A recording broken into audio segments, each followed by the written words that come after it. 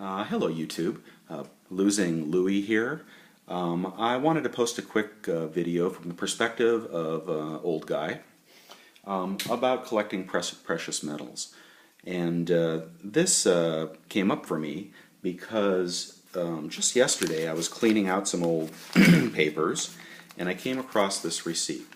Okay, I don't believe my name or anything is on here, but this receipt is a receipt for in 1983 for the purchase of 5 Krugerrands at a price of $455 a piece. A little over $4,000 bought you 5 1-ounce Krugerrands back then. I was newly married, and I thought that would be a good investment at the time, a good safety nest, so that someday if we really needed money we'd be able to go back to these coins. At the time, inflation was running rampant. I believe interest rates were about 18%, and everything was increasing in value really rapidly, especially real estate. I think you could buy a house back then for about $50,000 in California. Jimmy Carter resembled very much the economic policies of Barack Obama. So it made sense to me to invest in precious metals, and I did so, and everybody was recommending it at the time.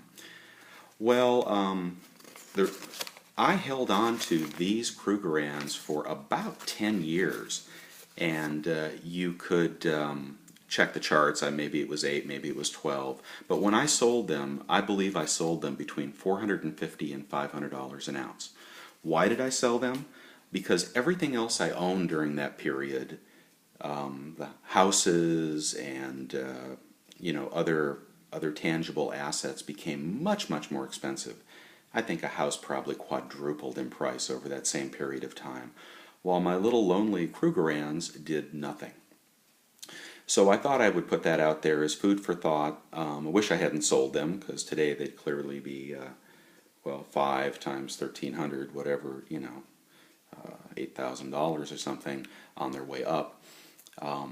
But I did, and I sold them because my time perspective was incorrect. I apparently was not willing to really wait it out, and I lost money on that. I didn't lose money, but I didn't make any money, and had I put that money in a house, that same amount of money would have been much more over that 10-year period.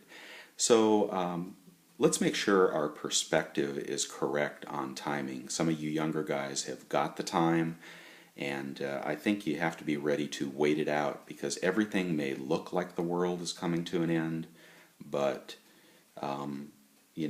they have a way, the proverbial they, of making sure that they foil your plans. So do have a 10-year perspective.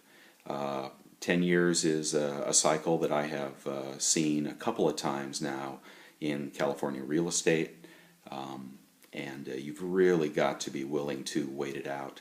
I watched recently many more of my neighbors give their houses back to the bank a couple years ago, after having gone 5 or 6 years underwater on their mortgage.